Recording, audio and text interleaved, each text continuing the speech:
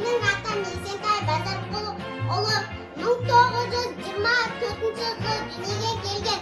1942 жылы 18 жасында майданға аттанады. Соғыста жасаған ерлігі үшін бірнеше медальдармен марапатталады. Атап айтсам, даңқ ұлы отан соғысынан ерлігі үшін, Германияны жеңгені үшін, ұлы отан соғысының 75 жылдығымен құттықтаймын. Тастан көкке атылды, орман шулап тауықлап, 28 батырды жеңе алмайды жау бірақ. Сағынды жер тұманды өрт ішінде қалды ба, 28 тұманды